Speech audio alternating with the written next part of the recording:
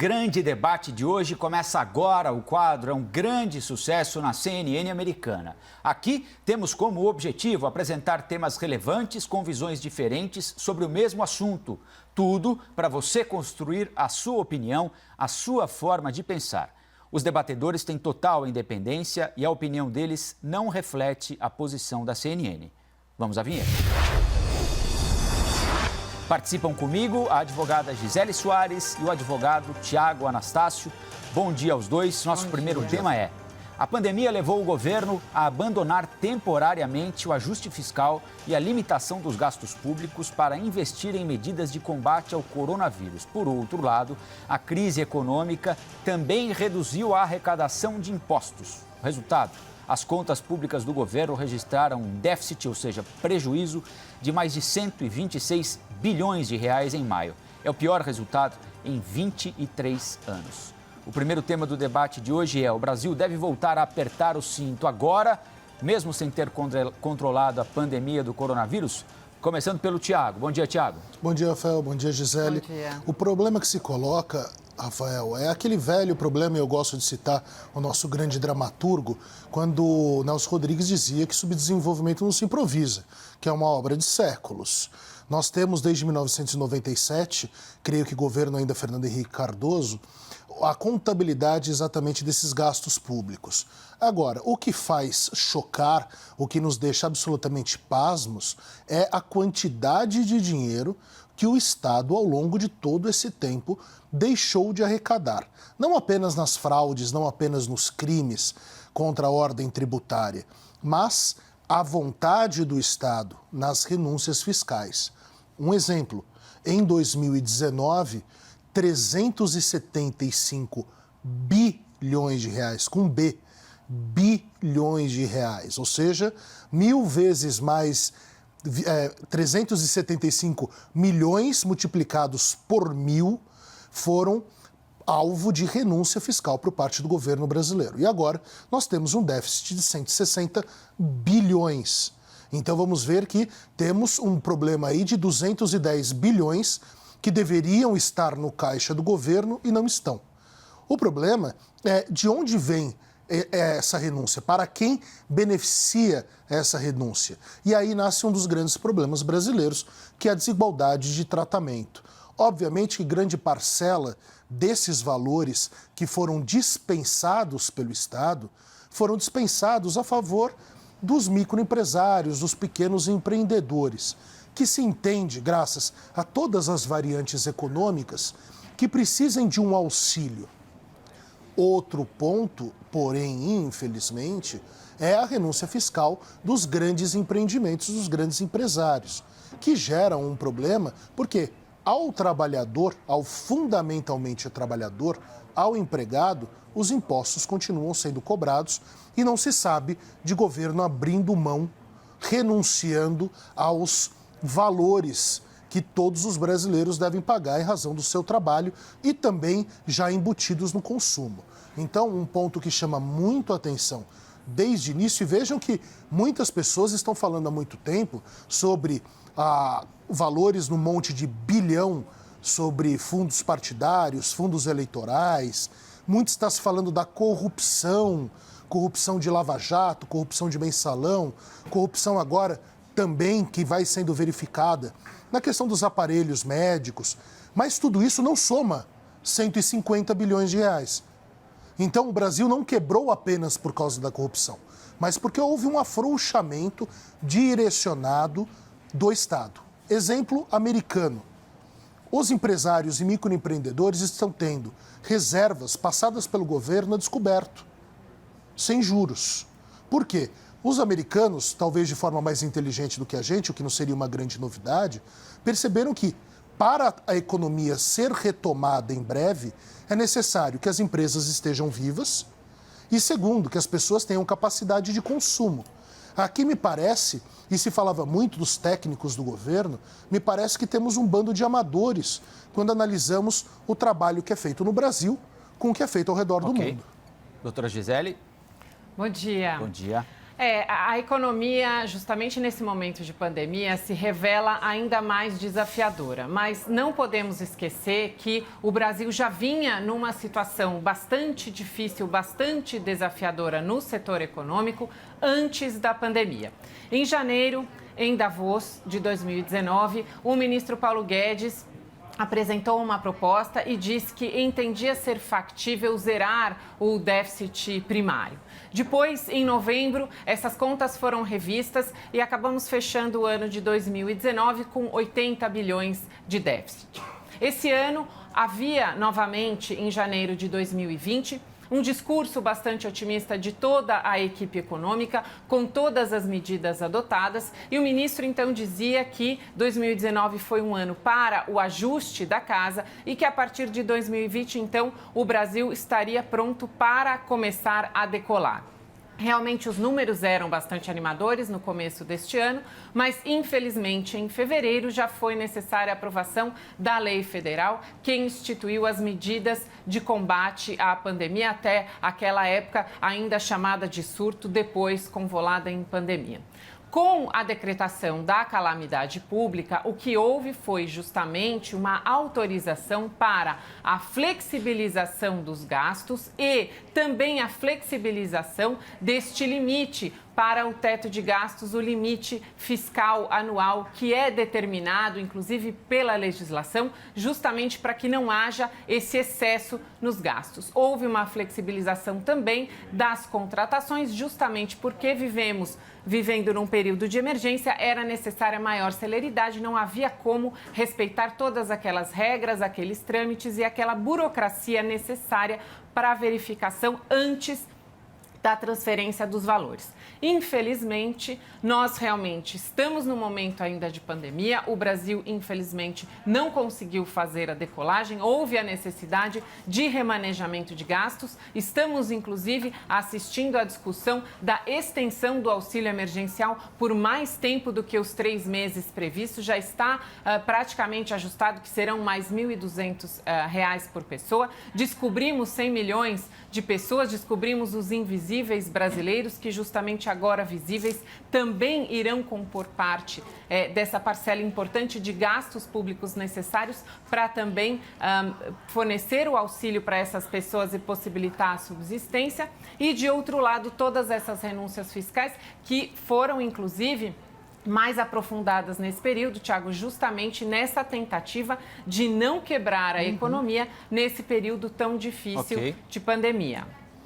Agora, Thiago, mesmo como lembrou a doutora Gisele, já antes da pandemia, a economia brasileira não dava sinais de recuperação, né? Nós vínhamos ali, desde o final do governo Dilma, de um processo de ajuste, falando muito em necessidade de reforma da Previdência, reforma trabalhista, teto de gastos, ou seja, havia também, por parte da população, a espera por algo que nunca chegava, né? Então, aguarde a próxima reforma, aguarde a próxima aprovação no Congresso, aguarde um próximo movimento.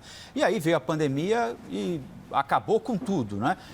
Como transmitir à população essa necessidade de apertar os cintos, de conter gastos, ao mesmo tempo que ela tem a necessidade de ter dinheiro para se sustentar até o final do mês, né? É o velho problema, Rafael. O Brasil é o país do futuro. E o futuro nunca chega, né? Nós vamos arrastando o futuro e o futuro vai como no horizonte. Se você anda em direção ao horizonte, o horizonte se afasta de você. Até a famosa frase de um grande analista político e filósofo chileno, que Eduardo Galeano vai citar em um dos seus livros, o grande pensador das esquerdas uruguaio. Agora, o grande problema aí é a conta, né? A conta não fecha. A conta da Previdência não fechava há muito tempo. Era necessária uma reforma. O problema é que a reforma foi no bolso de quem? Dos trabalhadores. Os empresários tinham um problema, sim, de sobrecarga trabalhista. Isso é um fato. Dificultava muito aos empresários a questão da relação de trabalho. Sobrou para quem? Para os trabalhadores. As reformas fiscais também vão para cima de quem? Vão a favor dos empresários. Vão contra os trabalhadores. É uma conta lógica. É aquilo que eu já coloquei aqui, certa feita, sobre o pêndulo da história. Quando temos governos de direita ou liberais, existe um fomento da economia e da máquina de produção de dinheiro.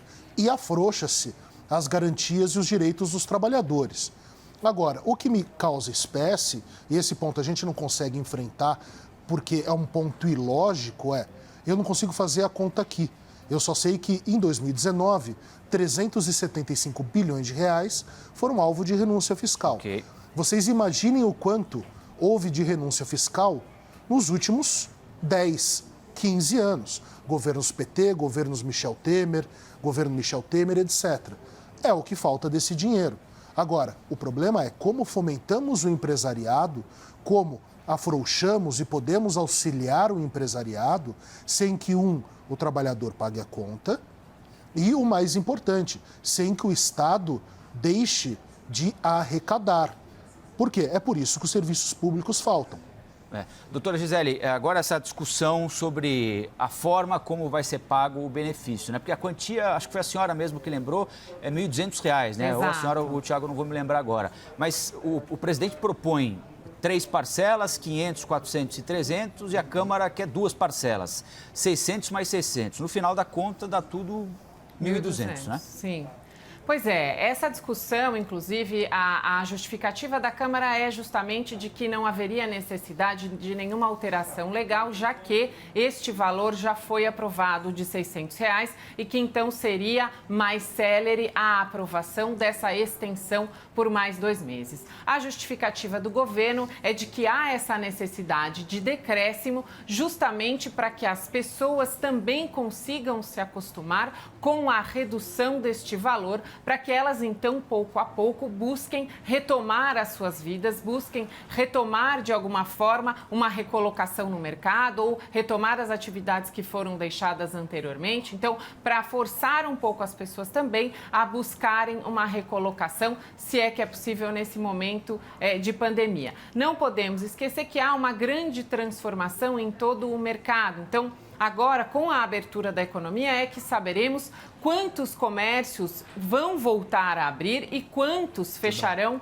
para sempre. Quantas empresas irão recorrer a pedidos de recuperação judicial, por exemplo? Quantas pessoas buscarão créditos? Então, agora é um momento, por isso, tão desafiador para a economia, justamente porque vamos compreender como é que vamos retomar a economia. Li em alguns artigos que há uma tendência de grandes empresas de irem para outras localidades, saírem das grandes capitais, justamente por uma tentativa de redução de custos dos seus espaços e também da preservação em cunho permanente do teletrabalho, desse regime que foi adotado provisoriamente como uma solução que poderia ser temporária para a pandemia. Então, há também uma transformação das relações de trabalho, paralelamente a essa situação desafiadora de como é que nós vamos encontrar essa economia. Os números, Tiago, eles são bastante díspares. Eu fui justamente fazer uma busca para ler como os economistas previam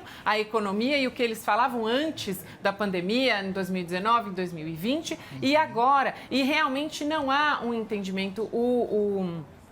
O ex-secretário Mansueto previa de 400 a 600 bilhões de déficit. Então, essa é realmente uma situação muito desafiadora. Okay. E temos aí previsto para agosto a votação da reforma tributária, que, vindo junto com a reforma da Previdência já aprovada, são as grandes expectativas de retomada da economia.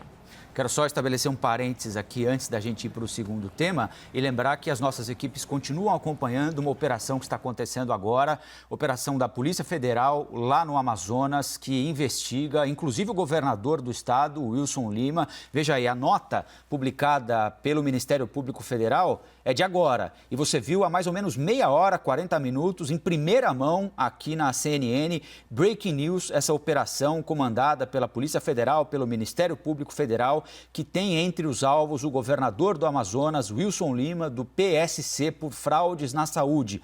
A acusação é aquela que pesa contra outros governadores e outros secretários de saúde, pelo menos 3, sobrepreço na compra de respiradores para atendimento às pessoas com a Covid-19. É claro, as nossas equipes de reportagem estão atentas a todos os movimentos dos procuradores, a todos os movimentos da Polícia Federal e também já procuramos o governador Wilson Lima para que ele responda a essas acusações graves que estão sendo feitas contra ele. Afinal de contas, estão sendo cumpridos mandados de busca e apreensão em imóveis ligados ao governador do estado, Wilson Lima. Repito, a acusação é de sobrepreço na compra de respiradores no estado do Amazonas para a capital Manaus, que foi um dos mais atingidos pela Covid-19. Antes ainda do segundo tema, nós vamos dar um pulinho lá em Brasília, no Alvorada, para ver como andam as coisas por lá. O presidente já está por ali. O presidente da República, Jair Bolsonaro, que praticamente todo dia, nesse mesmo horário aqui, um pouquinho mais cedo, um pouquinho mais tarde, passa aí no Alvorada e cumprimenta as pessoas que vão até lá para esperá-lo, gente que vem do país inteiro para conseguir uma foto, para conseguir um vídeo, uma selfie com o presidente, uma declaração qualquer, e ele geralmente para conversar com as pessoas. Tem sido assim praticamente todos os dias, como eu disse, pouquinho antes ou um pouquinho depois das 9 horas da manhã. Costumava acontecer do lado de fora da grade, mas como ele percebeu que os jornalistas conseguiam captar as conversas, mesmo que ele não estivesse disposto a dar entrevistas, ele passou a trazer o pessoal, pedir para a segurança trazer o pessoal para o lado de dentro. Então, uns 15 minutos antes do presidente sair do Palácio da Alvorada, a segurança traz o pessoal para o lado de dentro, eles ficam ali naquele cercadinho, o comboio do presidente para, ele desce, conversa com o pessoal e aí vai embora para tocar a agenda do dia, também monitorada passo a passo na programação da CNN Brasil. Nós seguimos de olho, mais um dia de sol, as emas passeando ali pelo Palácio da Alvorada e certamente estará na agenda do presidente da República hoje um problemaço que ele não esperava ter, que é o adiamento da posse do novo ministro da Educação, que surgiu para ser uma solução, mas em poucos dias, antes mesmo da posse, que estava marcada para hoje à tarde, virou um problemaço. Carlos Alberto Decotelli teve a posse adiada depois de surgirem dúvidas sobre o currículo dele e a suspeita de plágio em tese de mestrado. Ao anunciar Decotelli como novo ministro, o presidente Bolsonaro disse que ele era doutor pela Universidade Nacional de Rosário, na Argentina. Foi essa informação que ele recebeu. Pós-doutorado pela Universidade de Wuppertal, na Alemanha. Mas na sexta-feira, Rosário, a universidade, negou numa nota que tenha concedido o título de doutor a Decotelli. E o pós-doutorado na Alemanha também é alvo de polêmica, digamos assim. Ontem à noite, Decotelli foi perguntado pelos jornalistas sobre o doutorado não concluído lá na Argentina, em Rosário. Vamos ver o que ele disse. A Universidade de Rosário, ela acolheu um grupo de professores da Fundação para fazer um curso de doutorado. E ao concluir o curso, a universidade entregou um certificado de conclusão de créditos. Este certificado de conclusão de créditos, a direção da universidade nos entregou.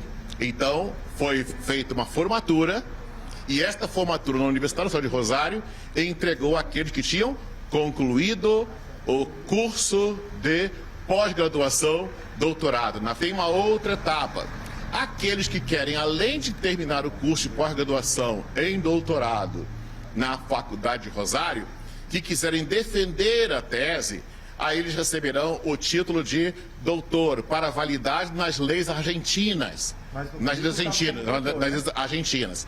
Ao ter essa característica, você tem que apresentar uma tese. E a minha tese teve como construção, o projeto de tese submetido à banca, foi as incertezas entre a evolução das empresas, desde a sua fundação no século XI, as incertezas, as instabilidades. Como que as empresas reagem em momentos de crise para manter-se vivas na estrutura da concorrência de mercado. E a banca falou, olha, a tese ela está com ponto de corte muito longo, e aí ela está muito profunda. Faça adequações e faça as posições de registros para reapresentar a tese. Esta foi a recomendação formal da banca. E Carlos Alberto Decotelli esteve com o presidente Jair Bolsonaro ontem. No Facebook, o presidente elogiou o economista e saiu em defesa do escolhido para chefiar o Ministério da Educação. Bolsonaro escreveu na rede social, vejam só, desde quando anunciei o nome do professor Decotelli para o Ministério da Educação, só recebi mensagens de trabalho e honradez. por inadequações curriculares, o professor vem enfrentando todas as formas de deslegitimação para o Ministério. O senhor Decotelli não pretende ser um problema para a pasta, para o governo, bem como está ciente de seu equívoco. Todos aqueles que conviveram com ele comprovam sua capacidade para construir uma educação inclusiva e de oportunidades para todos. Depois de toda essa confusão, auxiliares presidenciais passaram a recomendar ao presidente que reveja a nomeação do economista. O governo deveria anular a nomeação de Decotelli, Gisele? Não, absolutamente não. Equívocos em currículos acontecem, já vimos, inclusive, recentemente, o próprio governador do Rio de Janeiro, Wilson Witzel, fez uma retificação em seu currículo. Ele havia colocado que fez um curso com complementação em Harvard e depois retirou porque a universidade negou que ele tivesse feito esse curso e ele disse que havia a intenção de fazê-lo, mas que realmente não havia feito. A ex-presidente Dilma Rousseff, igualmente, também colocou em seu currículo por algum tempo que tinha doutorado em economia, salvo engano, na Unicamp, e depois também promoveu uma retificação. E em busca na internet eu encontrei várias histórias, algumas muito interessantes, de pessoas que em algum momento fizeram alterações em seus currículos pelas mais variadas justificativas, algumas delas, inclusive, muito compreensíveis, pessoas que alteram seus currículos para buscarem uma recolocação, para conseguirem vagas quando se julgam aptas para desenvolver aquela função, mas não ostentam aquele título. Realmente, as titulações, e notadamente as titulações internacionais, elas têm altíssima complexidade. Eu mesma faço doutorado numa universidade na França e todos os anos enfrento uma larga burocracia para justamente todo o envio de todos os documentos, para o cumprimento dos créditos, para a recepção dos benefícios. Preciso me inscrever numa série de sites, tanto no Brasil como no exterior, para conseguir fazer essa validação. Então, é realmente bastante desafiador. Quem já fez doutorado sabe que cumprir os créditos já é realmente extenuante, é uma grande vitória.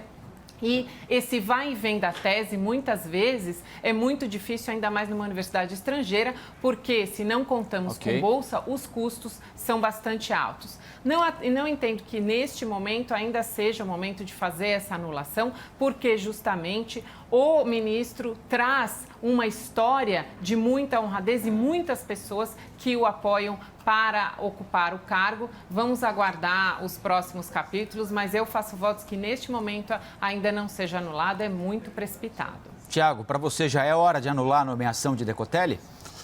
Rafael, difícil, né?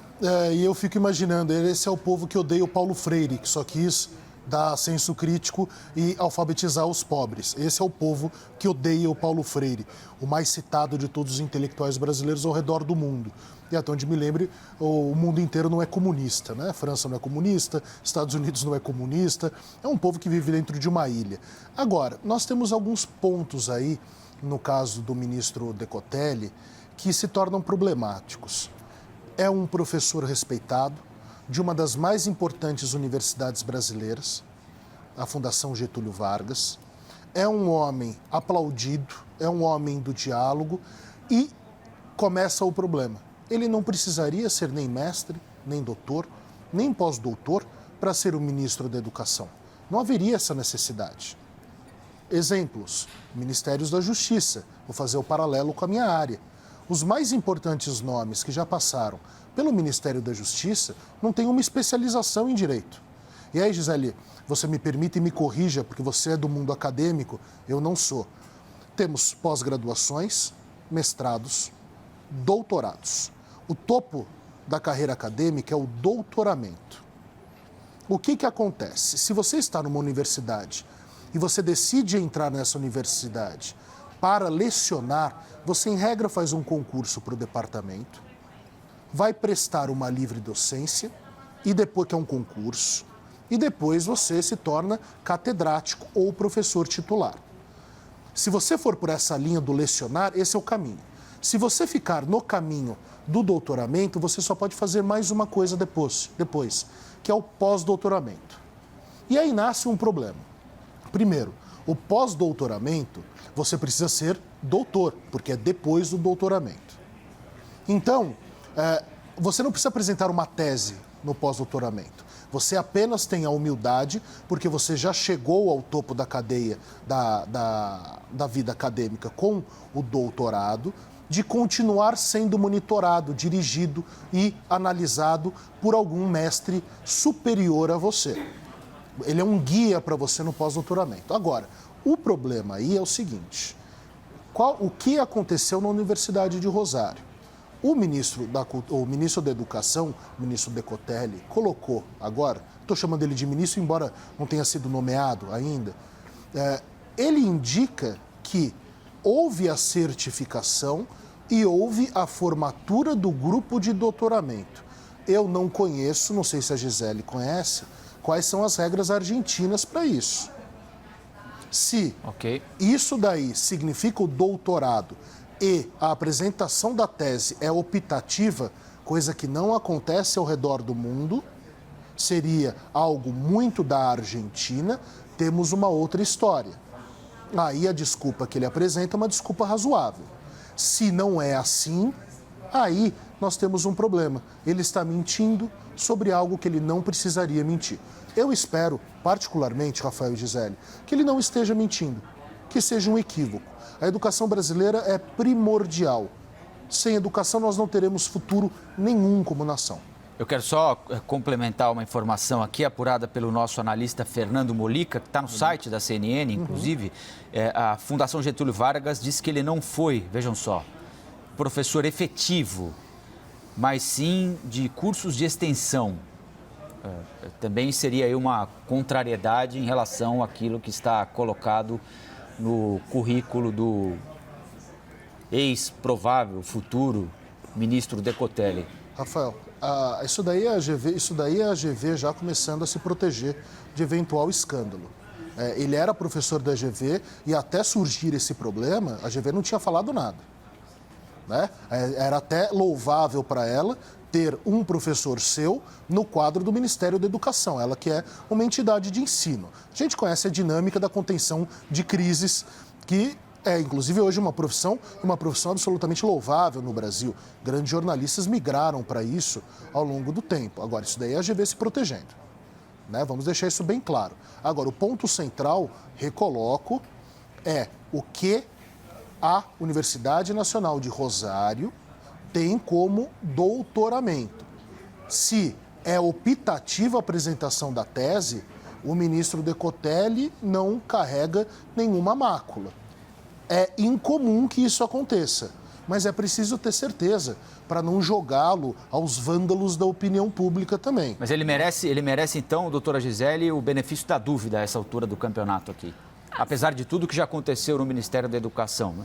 Esse é o problema. Pois é, o Ministério da Educação é uma pasta encantada, né? Parece que está realmente bastante difícil e é uma pasta muito desafiadora já pelos seus próprios aspectos técnicos e pela própria situação muito peculiar ainda que vivemos agora nesse momento de pandemia. Mas, Rafael, realmente, como o Tiago falou, a pessoa que estará à frente dessa pasta tão importante, o ministro da Educação, não precisa necessariamente ostentar um currículo com uma série de títulos. É importante que seja uma pessoa capaz de fazer um discurso como o discurso do futuro ministro Decotelli, porque um discurso do diálogo, um discurso da pluralidade, um discurso, inclusive, de um economista, porque também à frente dessa pasta é necessária que haja esse conhecimento técnico relativo a questões de planejamento, relativo a questões para olhar justamente como estão esses financiamentos, para onde está indo o investimento que fazemos em educação, se estamos investindo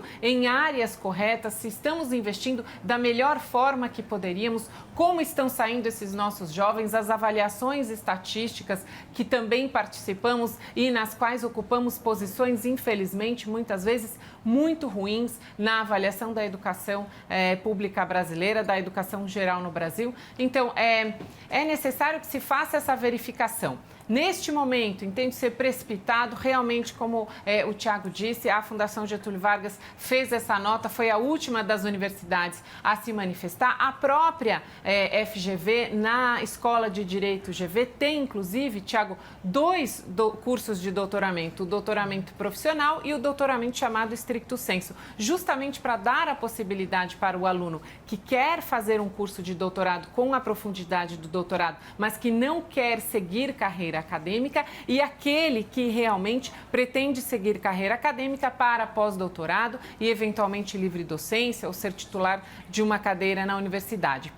Essas situações de titulação, elas são bastante complexas, porque cada universidade possui regras muito próprias e muito específicas. Muitas vezes essas regras não são completamente iguais nos níveis de exigência para alunos nacionais daquele país e para alunos estrangeiros. Há possibilidades de variadas formas de doutoramento, ao doutorado pleno, ao doutorado sanduíche e variadas formas de pós-graduação. Então, é realmente necessário que se faça uma verificação criteriosa, porque muitas vezes na plataforma Lattes não é possível inserir todas as informações com suficiente precisão. A plataforma ela foi se aprimorando, mas muitas vezes há justamente essa dificuldade de inserção das informações corretas. Então, sim, concessão do benefício da dúvida neste momento e uma avaliação de toda a vida pregressa do ministro para a verificação se ele não é realmente a pessoa certa para a condução da pasta. Pois não, Tiago?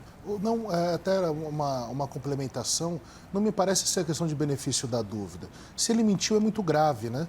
E se ele não consegue explicar e colocou na plataforma Lattes, inclusive ele cometeu um crime de falsidade ideológica, coisa que é muito séria. O ponto é o seguinte, é preciso ser esclarecido. A pasta da educação, o pessoal daqui a pouco já está, o pessoal acho que do governo está com saudade do Paulo Freire, não é? Está com saudade do Haddad, né? Porque não é possível.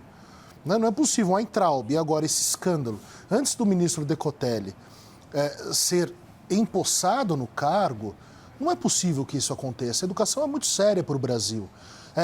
Não é o benefício da dúvida. O benefício da dúvida significa aos estertores de um julgamento você beneficiar alguém com a dúvida.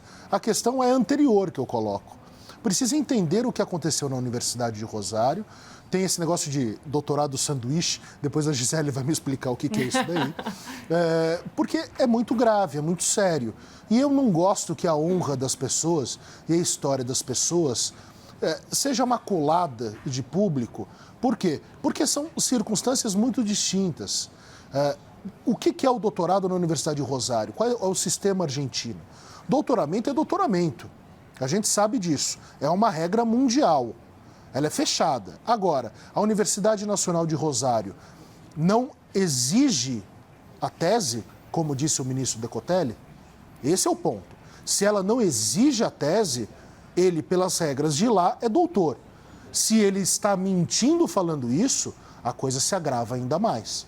Então, o que eu falo é, apenas se aprofunde no tema, vamos investigar melhor, acho que cabe ao jornalismo fazer isso, e também, quer dizer, deveria caber ao governo, mas o jornalismo acaba abarcando isso, porque até é mais capacitado, de investigar isso e saber, é a regra da Universidade de Rosário ou não? Tá, para encerrar esse assunto, então, a palavra da doutora Gisele. Pois é, Tiago, o doutorado sanduíche, só para esclarecer, é uma modalidade bastante comum para estudantes que pretendem fazer o curso em mais de um país e conhecer a mesma ciência sob 2 enfoques diferentes. Então, cursa-se amigos que fizeram já. Os créditos, exatamente, entendi. E faz-se uma parte desses créditos em alguma universidade. Geralmente, as universidades, elas têm esses acordos de cooperação entendi. Para intercâmbio dos alunos e é uma forma muito interessante de estudo, justamente porque traz essa internacionalização. Então, para as comparações, principalmente aqui no Brasil, o direito comparado, ele é muito importante, trazemos, então, conhecimento do exterior. Realmente, com relação ao doutorado, o que se conhece, o mais comum é o cumprimento dos créditos, a apresentação de um projeto, o desenvolvimento desse projeto, me parece que foi até aí que chegou o ministro, ele apresentou um projeto de tese, recebeu uma série de comentários para fazer alterações, porque parece que o corte metodológico dele era muito, muito extenso. Ele precisaria fazer essas alterações E foi justamente aí que ele encerrou. Ele recebeu um diploma de cumprimento dos créditos, mas não houve a banca. Então, não houve a defesa da sua tese, não houve o questionamento por aquela banca e a emissão de uma nota, que é geralmente como acontece nas universidades aqui no Brasil e na Universidade da França, que eu conheço também, essa mesma metodologia. Então, realmente é preciso que ele traga essa explicação e também a explicação do pós-doutorado. Pode ser que a Universidade Alemã de Wuppertal tenha aceitado o diploma de conclusão de créditos para matriculá-lo, para que ele fizesse esse curso na Alemanha. Então, são duas verificações, se realmente cursou e depois com relação às titulações e como isso foi inserido na plataforma do Lattes para verificação se havia essa possibilidade, inclusive, de fazer essas menções específicas, essas exceções a cada um dos cursos que ele fez no exterior. Então vamos agora às considerações finais deste grande debate desta terça-feira, 30 de junho, começando pela Gisele. Eu volto a exaltar a educação como um direito fundamental de todas as pessoas e como um princípio de cidadania.